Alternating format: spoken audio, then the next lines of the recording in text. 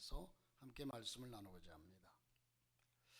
여러분, 신구약 성경의 가장 핵심적인 단어, 주제가 있다면 신약과 구약의 말씀 66권 가운데 아주 중요한 단어, 제일 핵심적인 단어가 있다면 믿음일 것입니다.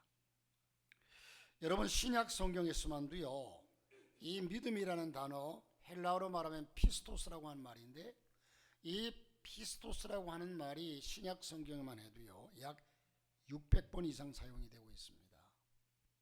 성경에서 믿음을 뽑아내버리면 아마 성경책 자체는 텅 빈 책이 될 겁니다. 의미가 없는 책이 될 것입니다. 특별히 우리 신앙인이란 존재가 믿음을 가진 사람이라는 뜻인데, 이 신앙인에게서 핵심 정신인 믿음을 빼고 나면 신앙인이 아니라 좀 속된 표현으로 말하자면 정신 나간 사람이 되고 말 거예요. 여러분, 저와 여러분이 하나님을 믿는 믿음이 정말 내 속에 있는가? 오늘 이 믿음이 변하면 인생이 변한다. 한번 따라 하십시다. 믿음이 변하면 인생이 변합니다. 믿으시면 아멘. 이런 전제하에서 함께 말씀을 생각해 보고자 하는데, 우리에게는 분명한 믿음이 있어야 합니다. 하나님을 섬기는 사람에게는 분명한 믿음이 있어야 되죠. 이 믿음이 우리로 하여금 승리하게 하는데, 먼저 믿음에는 거짓 믿음이 있습니다. 거짓 믿음. 여러분 앞이 깜깜하고 아무것도 보이지 않는 그런 상황에 부딪혔을 때, 여러분의 삶의 어려움이나 어떤 일이든 간에 이랬을 때 여러분 어떻게 하십니까? 많은 사람들이 믿음을 가지고 있다고 하면서도요, 정작 이런 상황이 닥치지 않을 때는 장담하고 자신하고 하는데, 막상 이 어려움과 역경과 이 모든 것들이 내 앞에 닥치고 나면 내 마음이 이젠 달라진다는 겁니다. 믿음이 작동되지 않습니다. 평상시에는 일이 없을 때는 잘 작동되던 믿음이 상황이 바뀌면 믿음이 작동되지 않는다는 거죠. 왜요? 3차원의 모든 것들이 나를 지배하고 있기 때문에 그렇습니다. 자, 그래서 이젠 이런 상황이 생기면 문제를 먼저 봅니다. 문제를 먼저 봐요. 그러면 이 문제가 내 앞에 가로막죠. 깜깜하죠. 절망이죠. 환경을 봅니다. 이 문제를 해결할 수 있나? 없나? 어떻게 해결하나? 환경을 봐요. 세 번째로는 인간적인 해결책을 먼저 생각합니다. 네 번째로는 4차원에 계신 하나님을 생각하지 않습니다. 자, 우리는 여기에서 4차원에 계신 하나님을 제일 먼저 생각해야 되는데, 이런 상황이 닥치지 않을 때는 당연한 원리가 어려움이 당하면 하나님부터 먼저 생각하고 하나님을 바라봐야 된다라는 생각을 가지고 사는 사람들인데, 막상 일이 닥치고 나면 이게 거꾸로 되어버린다는 거죠. 여러분, 이 땅에서 매일같이 보고 듣는 것이 3차원의 한계들 뿐입니다.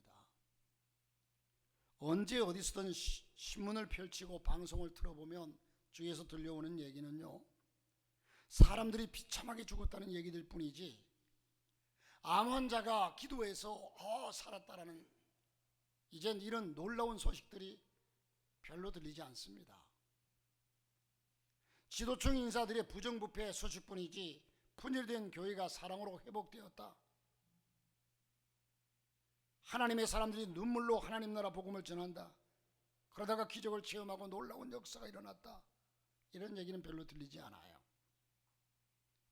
지진과 홍수 그리고 허다한 자연재앙으로 몸살을 앓고 있는 이 지구촌 소식뿐이지, 하나님의 능력으로 재앙이 물러가고 홍해가 갈라지고 3년 6개월 동안 가물었던 곳에 비가 내리고, 이런 사회적인 소식이 들려오지 않습니다. 오히려 사회의 쓰레기 같은 사람들이 예수를 이젠 만나게 되었다는 이런 얘기 역시 들리지 않고, 오히려 좋지 않은 얘기들만 들려오는 것이, 이것이 사람들이 한계 속에 살아가는 겁니다. 그 때문에 사람들은 이 3차원의 인간 한계에 갇혀서 살아갈 수밖에 없는 그런 존재로서, 예를 들면 여러분, 코끼리를 훈련시킬 때 코끼리를 말뚝에 메어놓고 계속 메어놓으면 나 좋은 코끼리를 풀어놔도 도망가지 않는다는 거죠. 매인 줄 알고. 자유함을 얻었는데도 불구하고. 자, 여러분, 그러므로 이런 것들은 결국 사실이 아닙니다. 진실이 아닙니다. 우리에게는 이 세상과 환경을 지배하고 바꾸는 힘이 있습니다. 다시 말해서 하나님이 살아계신다는 겁니다. 그 하나님이 내 아버지라는 사실입니다. 하나님이 나를 사랑하신다는 사실입니다. 여러분, 하나님이 살아계시지 않는다고 믿는다면 굳이 나와서 예배할 이유가 없잖아요. 4차원의 믿음의 세계가 있습니다. 구태여 신앙 세계가 아니라 할지라도 사실 우리가 믿지 않고 살아간다는 것은, 여러분, 우리가 이 땅에서 믿음이 없으면 또한 살아갈 수가 없어요. 예를 들어서 우리가 날마다 자동차를 운전하고 다닙니다. 또한 대중교통을 지하철도 타고 또 버스도 타고 택시도 타고 이런 교통을 많이 이용합니다. 그런데 내가 자동차를 뭘 믿고 탑니까? 하루에 자동차 사고 일어나는 일들이 너무너무 많아요. 사고로 인해서 죽는 사람도 많고요, 이젠 불구가 되는 사람도 많고요. 그 사고가 내 차에 일어나지 않는다는 보장이 없어요. 내가 탄 차에. 그리고 누군지도 모르는 조종사가 조종하는 비행기가 떨어지면, 여러분, 지난번에 제주의 항공 비행기가 그렇게 사고를 만남으로 얼마나 많은 사람들이 희생했습니까? 세계적으로 보면 이젠 우리는 그 비행기가, 우리가 탄 비행기가 다 이젠 정비가 잘 되었는지 확인하지 않아요. 답니다. 우리가 몸이 아플 때 병원 가면 의사가 진단하고 이렇다 저렇다 얘기하는데, 사실 어떤 이들은 그 의사의 면허증이 있는지 없는지도 모르고 진료받다가 나중에 문제가 생기는 이해들도 많은데, 그 의사가 어느 이젠 과정을 거쳐서 의사가 되었는지, 실력이 있는지 없는지, 또 의사가 처방해준 약을 가지고 약국에 가서 처방전을 가지고 약을 샀는데 이 약이 효과가 있을 것인지 없을 것인지, 독이 될 것인지 약이 될 것인지. 다시 말해서 이 모든 것들은 여러분 믿음으로 의사를 믿기 때문에 가서 처방받고, 약사를 믿기 때문에 약사가 처방인대로 받는 거 아니겠습니까? 그렇지 않다면, 여러분들이 믿음이 없다면, 어떻게 신뢰하지 못한다면, 약사가 우리가 알 수 없는 화학성분의 약을 지어준다고 하면, 지어주는 가운데, 여러분, 이 한의사와 이 양약 의사들의 사이에는요 신뢰가 없어요. 제가 팔이 갑자기 아프길래 이젠 그 통증 클리니까 치료를 좀 받는데, 충격 치료기라고 해서, 충격파 치료기라고 해서 받는데 비싸더라고요. 이런 일반 보험으로는 적용이 안 되고 특별한 보험이 들어있어야 이게 적용이 되는데, 한 번 받는데 10만 원이 넘어요. 한 번 받는데. 그래서 일단 너무 아파서 그래서 3번을 받았어요. 받은데도 불구하고 이게 나을 가능성이 제 딴에는 안 보여서 이젠 침을 맞아보자 하고 한의원을 찾아갔어요. 그 한의원에 가가지고 있었던 얘기를 쭉 했어요. 이래서 첫째는 약을 먹었더니 약도 안 낫고, 충격파 치료를 받는데 너무 비싼데 그걸 3번씩이나 이렇게 받는데도 전혀 감각이 없다. 그랬더니 이 한의사는요 아주 화를 내면서, 그걸 왜 받느냐는 식으로, 그거 받아봤자 돈만 비싸지 아무 쓸데 없다고. 안 믿어요. 안 믿어요. 그렇게 해서 내가 자초지종을 얘기했더니 그런 얘기를 나한테 왜 하느냐고. 막 거기서 제가 예 알겠습니다 하고 나오려고 여기까지 차올랐는데, 내가 목사인 걸 알면 안 될 텐데, 그래서 꽉 참았어요. 아주 따라가면서 사실 약 먹어도 안 되고 너무 안서 침을 맞으면 되겠다 싶어서 왔다고 그래. 그런 얘기를 왜 하느냐고. 너무 그 병원이 저 서울에 있는 병원이에요. 그런데 그래서 그걸 보면서 이 한의사들은 이 병원 의사들을 완전히 무시하는구나. 한 번은 집사람이 한의원에 가니까 담이 걸렸대요. 여러분 담 아세요? 담이 뭐죠? 돌로 쌓은 담. 너무 통증이 오는데 정형외과를 갔더니 이렇게 한의원을 갔더니 담이 걸렸다고 그러는데 잘 안 돼서 여기 좀 치료를 하러 왔다고 그랬더니 담이 뭐냐고, 담이 어디 나오는 얘기냐고, 이러면서 담이 뭐냐고 따지고 얘기를 들었는데요, 기가 막혀요. 한방에서 의사들이 얘기하는 건 전혀 안 믿어요. 참. 자, 어쨌든 여러분 얘기가 좀 빗나갔습니다만은 여러분 우리가 이 사회 속에서 이 신뢰가 없으면 살아갈 수 없는 세상인데 100% 신뢰를 합니다. 100% 신뢰를 해요. 내가 그 의사에게 수술을 받다가 죽을지 안 죽을지도 모르지만 수술을 받다가 죽어도 이미 나는 믿습니다 하고 동의서에 사인을 하고 들어가 수술을 받아요. 자, 여러분 우리가 그것들을 신뢰하지 않고는 살아갈 수가 없는 인생 아닙니까? 그러나 신앙인이라고 하면서 우리는 정작 믿어야 할 하나님의 말씀, 우리의 하나님 예수 그리스도, 예수님은 정말 이 사실은 질기게 안 믿는 사람들이 있어요. 하나님에 대해서는 신뢰를 하지 않아요. 제가 믿음 얘기를 할 때마다 흔히 하는 얘기고 여러분 참 많이 들어본 얘기지만 어떤 곳에 빌딩이 생겼는데 4층에 교회가 생기고 5층은 술집이에요. 자, 주일 낮 예배는 아무런 문제가 없어요. 왜? 술집은 낮에는 별로 안 하니까 밤에 그냥 다 춤추고 노래하고 술 먹고. 그런데 주일 저녁 예배, 그러니까 금요 기도회, 새벽 기도회, 새벽까지 하니까 아주 심각합니다. 교회에서 분위기 있게 노래를 부르면 2층 술집이 하나, 그 술집에서는 또 분위기 있게 세상 노래를 불러대요. 예를 들면 주의 음성을 내가 들으니 사랑한단 말일세 찬양을 해요. 그럼 2층에서는 그 찬양 소리가 들어오니까 더 크게 강물은 흘러갑니다. 제3한강교 밑을 아주 떠들썩하게 불러댑니다. 여기에 질세라 또 교회에서는 푸른 바다 나선이 몸 어디든지 가오리다 노래를 부릅니다. 찬양합니다. 그러면 위에서 누가 사랑을, 여러분 이렇게 해대니까 목사님이 기가 막혀서 싸울 수도 없고 작정 기도를 합니다. 술집 좀 없어지게 해달라고 작정하고 기도한 지 25일이 지났는데 술집에 불이 나버렸어요. 커튼 하나 안 탔어요. 그런데 교회는 커튼 하나 실오라기 하나 타지 않았어요. 그 바로 위층은 싹 타버렸는데. 자, 여러분 이 사실을, 그런데 목사님이 그렇게 기도하고 있다는 소문을 이제 네 술집 사장이 들은 거죠. 그래서 경찰서에 고발해서 너무 억울해서 목사님이 기도해서 이렇게 불이 탔다고.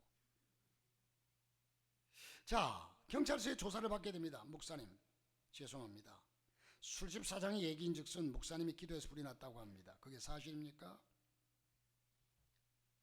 참 애매하죠. 목사님이 대답해, 내가 술집 없어지게 기도했던 건 사실입니다. 그러나 당신도 알다시피 내가 기도했다고 불이 나겠습니까? 목사님이 그렇게 대답해요. 그랬더니 조사교장이, 목사님 이상하네요. 술집 사장은 기도의 능력을 믿는데 목사님은 기도의 능력을 믿지 않으니까 어떻게 하면 좋겠냐고. 조사의 결론이 났습니다. 이렇게 믿음 없는 목사의 기도로 불이 난 것 같지는 않음 하고 도장을 콱 찍고 끝났대요. 여러분 참 우스운 얘기고 참 웃음으로 넘길 수밖에 없는 얘기 같지만, 여러분 우리는 좀 어려움이 오면 그것을 믿음으로 대체하려고 하나님께 맡겨보려고 하지 않아요. 저부터서 그래요. 참된 믿음이란 참된 믿음의 대상을 참되게 믿는 겁니다. 정확한 믿음의 내용을 정확하게 믿는 겁니다. 하나님은 한치의 오차도 없는 분이십니다. 여러분, 믿음이란 적극적 사고방식이 아닙니다. 적극적인 사고방식이나 긍정적인 삶은요, 99%의 하늘이 무너져도 솟아날 구멍이 있다. 그래서 내가 그래도 1%의 가능성이 있으니까 그 가능성을 바라보는 것은 적극적인 삶의 사고방식이고 긍정적인 삶이에요. 그러나 우리는 그 1%의 하나님이 지금 내게 역사하는 능력이 내 그 모든 문제 해결의 1%입니까? 99%는 불가능합니까? 우리는 전능하신 하나님, 믿음이란 전능하신 하나님을 믿는 겁니다. 믿음이란 모든 것이 잘 될 것이라는 막연한 기대가 아닙니다. 믿음이란 유사시에 급할 때 사용하는 스페어타이어도 아닙니다. 믿음은 자기가 가는 방향과 맞을 때만 올라타는 고속버스도 아닙니다. 그러면 믿음이란 뭡니까? 우리의 믿음은 하나님을 믿고 신뢰하는 겁니다. 여러분, 인생 구원에 다른 길이 없다라는 사실, 글쎄 딴 길도 있을 것 같은데 이건 믿음이 아니에요. 하나님 외에는 우리의 믿음은 하나님의 전지전능하심을 믿는 것인데, 그분은 크고 위대하신 분이기 때문에 그분 안에 능치 못할 일이 없다, 이 사실을 확실하게 믿는 것이 믿음입니다. 마태복음 15장 28절에 보니까 내 믿음이 크도다, 내 소원대로 되리라. 우리 속에 확실한 믿음이 심겨져야 좌르나 우르나 치우치지 않아요. 믿음이 없으니까 상황에 따라서 흔들립니다. 바람이 나는 갈대입니다. 바람이 이리 불어오면 이쪽으로 흔들리고 저리 불으면 저리 흔들리고, 상황이 그렇게 나를 만들어가고 있어요. 그런데 우리는 하나님을 절대적으로 믿는 믿음이 있으면 결코 넘어지지 않습니다. 여러분, 마태복음 21장 21절에 만일 너희가 믿음이 있고 의심치 아니하면 이 산도로 들려 바다에 던지우라 하여도 될 것이요. 마가복음 9장 23절에 할 수 있거든요. 무슨 말이냐? 믿는 자에게는 능치 못할 일이 없느니라. 요한복음 14장 12절에 내가 진실로 진실로 너희에게 이르노니 나를 믿는 자는 내가 하는 일을 그도 할 것이요 또한 그보다 큰 일도 행하리라. 빌립보서 4장 13절에 내게 능력 주시는 자 안에서 내가 모든 것을 할 수 있느니라. 할렐루야. 여러분, 여기에 대한 확고한 믿음이 있어야 합니다. 우리는 믿음을 통해서 구원을 얻습니다. 하나님의 자녀가 됩니다.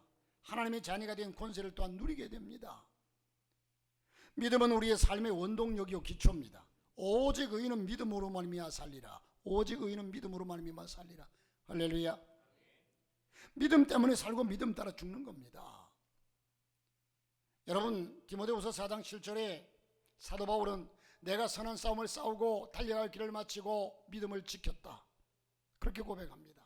믿음을 지켰다고 고백합니다. 그렇습니다. 우리는 정말로 하나님 앞에 설 때까지 우리 믿음을 지켜야 돼요. 가다가 쓰러지면 흔히 하는 얘기처럼 가다가 중단하면 아니가만 못하리라. 여러분, 우리는 끝까지 믿음을 지켜야 합니다. 사도 바울은 지켰다고 고백합니다. 그렇습니다. 오늘 또 하나님은 믿음 있는 자를 찾으시고, 우리는 또한 하나님이 기뻐하는 사람은 믿음 있는 사람입니다. 믿음 있는 자를 칭찬하십니다. 믿음을 따라 고치시고 믿는 자에게 표적과 기사를 보여주시고, 그러므로 믿음은 3차원의 한계, 운명과 시대와 환경, 이 모든 것을 초월하고 전적으로 하나님을 의지하는 것이 믿음입니다.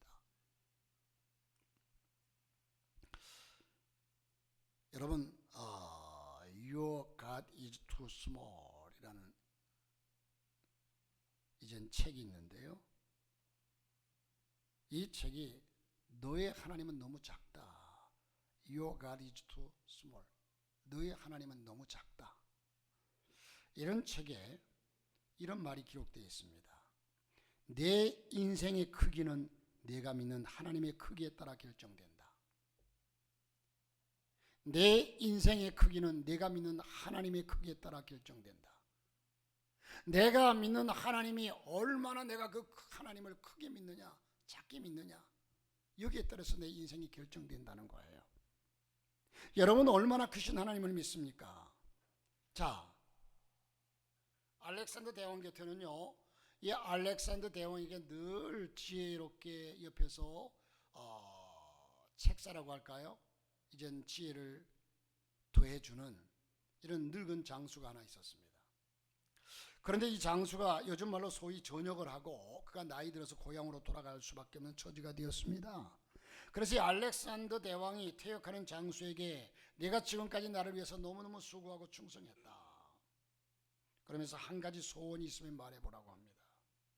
그때 이 장수는요, 폐하, 제게 폐하께서 점령하신 나라 가운데 알렉산더 대왕이 많은 나라를 점령했으니까 폐하가 점령하신 그 나라 가운데 한 나라를 저에게 주실 수 없겠습니까? 라고 물었어요. 그런데 이 얘기를 듣는 주위에 있는 장수들이, 아니 저자가 전 불경죄다, 감히 대왕의 나라를 자기가 한 나라를 달라고? 이러면서 다른 장수들은 전부 불경죄라고 화를 냅니다. 그런데 그때 알렉산더 대왕은요, 아주 호탕하게 웃음을 웃으면서 기뻐합니다. 그러면서 하는 얘기가, 한 나라를 가져가거라. 그대는 내가 나라 하나라도 줄 수 있을 만큼 큰 자로 인정했도다. 그대는 나를 나라 하나라도 띄워줄 수 있는 자로 인정했도다. 그러니까 내게 구하지 않았느냐. 내가 나를 아주 속 좁은 사람으로 생각했다면 감히 그 얘기를 하지 못했을 것이다. 분명히 대왕은, 내가 지금까지 모신 대왕은 나라 하나라도 달라면 분명히 줄 수 있는 그런 넓은 마음을 가진 왕이다라는 사실을 인정했기에 구했던 거예요. 내가 하나님의 크기를 얼마나 크게 보고 믿느냐에 따라서 내 인생의 크기가 결정된다는 겁니다. 그대는 내게 큰 영예를 안겼도다. 가져가거라. 여러분은 하나님을 얼마나 크신 분으로 인정하십니까?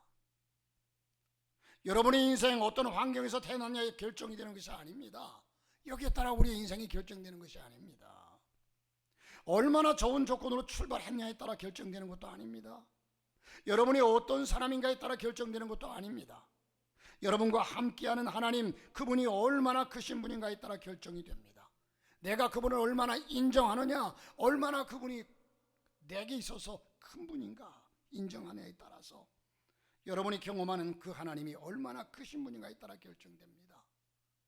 그런데 이 하나님을 경험해봐야만이 하나님을 알 수 있어요. 양치기의 가정에서 막내 아들로 태어나서 목동 생활을 하다가 이스라엘 통일 왕국의 임금이 된 사람이 누굽니까? 다윗입니다. 그래서 이 다윗은 하나님에 대해서 이런 고백을 합니다. 역대상 29장에 보면, 여호와여, 위대하심과 권능과 영광과 승리와 위엄이 다 주께 속하였사오니 천지에 있는 것이 다 주의 것이로소이다. 여호와여, 주권도 주께 속하였사오니 주는 높으사 만물의 머리이심이니이다.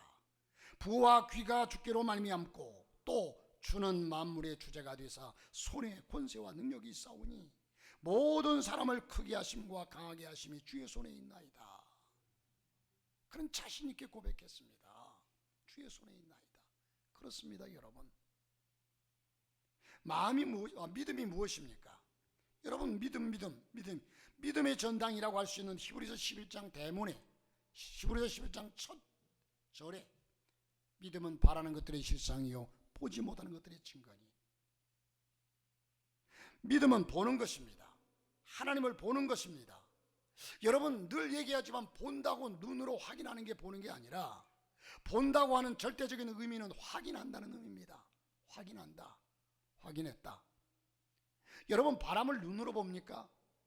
피부로 느껴보는 것이고 흔적으로 나타난 것을 알무로 통해서 바람이 분다 아는 겁니다. 맛을 눈으로 봅니까? 그렇죠, 먹음직도 하고. 그러나 먹음직한 것을 한 입에 싹 넣었더니, 예전에 제가 어릴 적에 설탕이 귀할 때 그때부터 설탕을 좋아했나 봐요. 제가 어릴 적에 아주 가난한 시절에, 초등학교 시절에 부잣집에 그러고 보니까 집사람도 경수인데, 그때 경수라는 친구가 있었어요. 그게 형이었어요. 부잣집이었어요. 그래 가서 이젠 부엌에 들어가서 뭐 하다 보니까 하얀 것이 병에 가득 들었는데 설탕인 줄 알고, 저 설탕이다, 야, 맛있겠다. 이 친구가, 그래 한 숟갈 줄까? 그래 알았어. 너 눈 감아, 입 딱 벌려. 한 숟갈 딱 퍼넣는데 소금이었어요. 지금 그때 소금은, 제가 인식되는 소금은 뭐냐 하면 전부 천일염 굵은 소금, 가난한 집에서는 그거 썼지 정제된 소금 쓰지도 못했어요. 설탕인 줄 알았어요.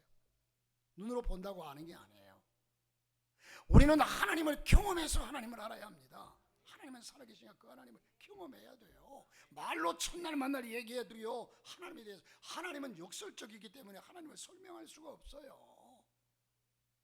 뭘 빗대가지고 뭘 증거로 하나님에 대해 설명할 수가 없어요. 사랑하는 성도 여러분, 하나님을 경험해야 된다는 거예요. 예? 믿음은 바라는 것들의 실상이요 보지 못하는 것들의 증거다. 믿음을 통해 하나님을 보는 거죠. 무엇을 보는가 하는 것이 믿음입니다. 만약 여러분이 세상을 바라보면 절망할 겁니다. 자신을 바라봐도 절망할 겁니다. 그것이 3차원 인생의 한계입니다. 그러나 하나님을 바라보면 안식이 나옵니다. 능력이 나옵니다. 요한 웨슬리가 어느 농촌 마을을 걸으면서 큰 어려움에 빠진 한 성도와 상담을 하고 있었습니다. 그 성도는 좌절하면서 자기 인생을 포기하듯이 이 요한 웨슬리와 상담을 하는데, 그때 마침 마당을 쳐다보니까 소가 한 마리, 큰 황소가 매여 있습니다. 이 황소가 이젠 담장이 쳐져 있는데 담장 너머로 고개를 쭉 내밀고 어딘가를 두레두레 쳐다봅니다. 그때 이 웨슬리가 그 절망에 빠진 성도에게 왜 저 황소가 담장 너머로 고개를 쭉 내밀고 먼 산을 바라보는지 아세요? 글쎄요. 담장을 통해서는 앞을 볼 수 없기 때문이죠. 너무 상식적인 얘기를 해요. 고개를 쭉 빼들고 담장 너머로 보지 않으면 밖의 세상을 볼 수 없어요. 담장이 있기 때문에, 담장을 통해서는 볼 수 없기 때문이죠. 문제를 보고 환경을 보면 그 문제를 해결하시는 그리스도가 보이지 않습니다. 그렇게 그는 상담을 일러주었습니다. 여러분, 믿음의 주요 온전케 하시는 예수를 바라보자. 히브리서 12장 2절에 말씀합니다. 지난 금요일날 제가 이 말씀을 전했는데, 예수를 바라보자. 바라볼 대상은 예수 그리스도입니다. 여기 믿음의 주라는 말은 예수는 믿음의 주인이라는 말입니다. 예수는 믿음의 원천이요 주인이요 우리에게 믿음을 나눠주시는 분이라는 사실입니다. 그래서 그분을 바라보면 믿음이 나옵니다. 태양을 등지고 있으면, 여러분 태양을 등지고 서 있으면 앞에 내 그림자가 이제 어둠이 드리우게 돼 있어요. 그런데 내가 태양을 향해서 바라보면 태양이 내 앞은 환하게 비칩니다. 저가 여러분이 예수 그리스도를 등지고 있으면 내 앞은 깜깜합니다. 그러므로 우리가 돌아서서 예수 그리스도를 바라보자는 겁니다. 그분은 우리의 소망입니다. 그분은 우리의 능력입니다. 그분은 우리의 주인이십니다. 우리 아버지십니다. 그분을 바라보자는 거예요. 사랑하는 성도 여러분, 그것이 믿음의 주 예수 그리스도를 바라보는 신비입니다. 이것이 바라봄의 법칙이고 바라봄의 능력입니다. 그러면 여러분, 그 믿음까지 우리의 믿음을 끌어올려야 합니다. 흔히 말하는 것처럼 업그레이드 시켜야 합니다. 우리 믿음을 끌어올려야 돼요. 예수께서 여기 계시면 한번 여쭤보고 싶은 것이, 여러분도 그런 마음, 주님, 믿음이 변하면 인생이 변한다는 말씀에 우리 모두 동의할 수 있습니다. 그런데 믿음이 변한다는 것은 믿음을 그만큼 업그레이드 시켜야 된다는 거죠. 그런데 문제는 우리 가운데 태산을 옮기는 믿음을 갖고 싶지 않은 사람이 누가 있겠습니까? 이 3차원의 한계를 뛰어넘고 싶지 않은 사람이 누가 있겠습니까? 제한이 없는 능력, 한계가 없는 믿음의 복을 누리고 싶지 않은 사람이 누가 있겠습니까? 그런데 어떻게 우리의 믿음을 업그레이드 시킬 수 있습니까? 이렇게 예수님께 묻고 싶어요. 자, 여러분, 어느 사냥꾼이 토끼 사냥을 나갔는데 산에 가서 토끼를 하루 종일 쏘다니는데 한 마리도 못 잡았어요. 빈손으로 내려왔습니다. 어떤 분이 묻습니다. 왜 한 마리도 잡지 못했습니까? 그랬더니 이분이 하는 얘기가, 말도 마십시오. 토끼란 녀석은 귀가 얼마나 예민한지 가랑잎 소리만 한번 나도 벌써 귀를 쫑긋하고 눈을 동그랗게 뜨고 도망갑니다. 촉각은 얼마나 발달되었는지 조그만 진동소리만 나도 벌써 적이 왔다는 사실을 알아차립니다. 뿐만 아니라 이 토끼는 뒷다리는 길고 앞다리는 짧아서 오르막을 올라가는데 얼마나 잘 뛰어 올라가는지 모릅니다. 사실이죠, 모두가. 거짓말이 아니에요. 사실이에요. 자, 도무지 따라갈 수가 없죠. 어떻게 그걸 잡습니까? 그때 마을의 한 현자가 옆에 그 얘기를 듣고 있다가 이런 말을 합니다. 당신은 토끼를 못 잡는 데 대한 구실과 논리와 철학은 너무 분명합니다. 그러나 토끼를 잡을 수 있는 논리와 신념이 전혀 없군요. 당신이 토끼를 잡기 전에 당신의 논리와 핑계를 버리고 새로운 신념과 철학을 가지십시오. 상황이 어떻든 간에 그것을 해결해 볼 수 있는 뭔가 될 수 있다는 그런 연구를 해야 되는데 아예 자기 생각에는 못한다는 거죠. 여러분 태산 같은 믿음을 갖고 싶으십니까? 그렇다면 먼저 여러분의 그 모든 의심을 의심하십시오. 마가복음 11장 23절에 내가 진실로 너희에게 이르노니 누구든지 이 산들어 들리어 바다에 던지우라 하면 그 말하는 것이 이룰 줄 믿고 마음에 의심치 아니하면 그대로 되리라. 의심치 아니하면 그대로 되리라. 의심치 않으면 그대로 되리라. 행여 하나님의 존재, 살아계심이 의심되는 분이 계십니까? 그분이 살아계시지만 나 같은 사람을 통해 역사하실까? 나 같은 사람과도 함께 하실까? 의심되는 분이 계십니까? 그렇다면 여러분이 의심하는 그 의심을 의심하라는 겁니다. 모든 믿음의 사람들은 의심하는 것을 버렸습니다. 믿음은 의심을 정복합니다. 의심은 늘 문제를 봅니다. 그러나 믿음은 해결을 봅니다. 믿음은 의심을 포기하고 절망을 포기합니다. 그러나 믿음은 절대로 희망을 포기하지 않습니다. 하나님을 포기하지 않습니다. 가능성을 포기하지 않습니다. 우리의 믿음을 업그레이드 시키는 가장 좋은 길이 우리의 기도입니다. 여러분, 기도하는 자에게는 늘 확신이 주어지고 분명한 믿음이 주어집니다. 할렐루야. 제가 요즘 느끼는 것이 참 때로는 기도에 문제가 생겨날 때마다 좀 평안하다, 이만하면 됐다 하면 문제가 터져요. 그러면 그때 내 스스로 느끼는, 그래, 기도하라고 하시는구나. 그런데 기도를 안 하면 언제나 변명과 핑계만, 제 자신을 가만히 생각하니까 기도를 안 하면 변명과 핑계만 생겨요. 예? 이건 이래서 그렇고 저건 저래서 그렇고. 여러분, 우리는 이 핑계와 변명이 아니라 하나님께 기도하게 되면 우리의 기도로 통해서 모든 것이 확신이 생기고 자신이 생기고 그게 하나님이 역사하신다는 사실이죠. 때로 우리의 믿음과 응답 사이엔 두꺼운 오름벽을 느낄 수가 있습니다. 내가 하나님 앞에 기도하는데 하나님의 기도, 내 기도가 하나님 앞에 응답되기까지는 이게 응답될까? 그 앞에 바라보니까 오름벽이, 두꺼운 오름벽이 크게 막혔어요. 저걸 뚫고서 저걸 어떻게 통과시켜서 하나님의 응답이 내게 올까? 두려워져요. 불가능해져요. 그러나 여러분, 뜨겁고 열정적인 기도는 그 시간이 좀 걸릴지 몰라도 그 오름벽을 녹여내립니다. 믿으시길 바랍니다. 싸늘한 차늘한 이 바람이 부는 오름벽, 그때 우리는 믿음을 포기하는 것이 아니라 기도로 오름벽을 녹여야 합니다. 오른벽은 오직 뜨거운 기도로 녹일 수 있습니다. 너는 내게 부르짖으라. 내가 내게 응답하겠고 내가 알지 못하는 크고 은밀한 일을 내게 보이리라. 예레미야 33장 3절의 말씀을 하죠. 사랑하는 성도 여러분, 진정 운명을 뒤집고 불리한 환경을 뛰어넘고 한계를 초월하는 믿음을 원하십니까? 믿음을 업그레이드 시키는 마지막 한 방법이 또한 있는데 기도로 통해서 업그레이드 시키고, 두 번째는 말씀입니다. 그래서 우리의 신앙에 불을 붙이고 새롭게 변화시키는 기도와 말씀밖에 없어요. 여러분이 기도의 불을 지피지 않고 말씀을 묵상하지 않는 사람이 내가 믿음을 갖는다, 넌센스예요.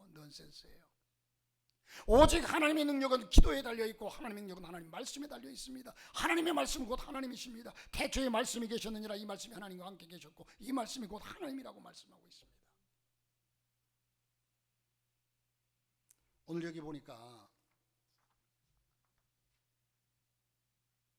주일학교 어린이 가운데요, 잠언서를 필사를 했는데 잠언서를 썼어요. 잠언서가 1장부터 31장까지 있어요. 한번 읽는데도 시간이 걸려요. 분량이 꽤 많아요. 그런데 우리 주일학교 아이 두 친구가 그걸 필사를 했어요. 잠언서를 1장부터 마지막 장까지. 그래서 시상을 하라고 그랬더니 내가 하려고 했더니 주일학교에서 시상품을 올렸어요. 이름은 여러분 다음 때 가르쳐 드릴게요. 아이들에게 말씀으로 가르쳐야 돼요. 그렇지 않으면 믿음이 자라질 않아요. 말씀 안 듣고서는 믿음이 안 자라요. 말씀을 못 믿는데 하나님을 어떻게 믿어요? 그리고 진지하게 하나님께 엎드려 기도하지 않은데, 여러분 믿음이 있다 없다 하기 전에 내가 하나님께 진지하게, 하나님께 정말 진지하게 하나님을 찾고 기도하면 하나님이 나를 만나 주시거든요. 하나님을 경험한다는 거예요. 말씀을 진지하게 말씀을 읽고 나가면 그 말씀 속에서 나타나시거든요. 하나님이 말씀이 곧 하나님이시니까. 할렐루야. 믿음으로 산다는 건 결국 말씀의 능력으로 사는 겁니다. 말씀은 방망이와 같습니다. 닫힌 문을 부서뜨립니다. 말씀은 칼입니다. 모든 대적을 물리칩니다. 말씀은 불입니다. 싸늘한 가슴 오른벽을 녹입니다. 말씀은 인생 지도입니다. 내가 가야 할 목표를 알려줍니다. 목적지를 알려줍니다. 말씀은 물입니다. 내 인생의 찌꺼기를 씻어내립니다. 말씀은 힘이요 능력입니다. 말씀은 다이너마이트와 같습니다. 장애물을 부서뜨립니다. 그래서 말씀을 들으면 믿음이 생깁니다. 로마서 10장 17절 말씀에 믿음은 들음에서 나고 들음은 그리스도의 말씀으로 말미암느니라. 여러분 기억하십시오. 여러분의 믿음이 변하면 당신의 인생이 변합니다. 내가 지금 앞으로 소망도 없고 어떻게 살아야 될지, 그래 내 삶이 물인지 불인지 술인지 물인지 앞으로 내 삶에 절대적인 믿음이 없기 때문에 그래요. 내 삶에 확고한 믿음이 있으면 내 방향이 결정됩니다. 사랑하는 성도 여러분, 이 믿음이 우리 인생에 있어서 절대적입니다. 이 믿음을 가지시기를 바랍니다.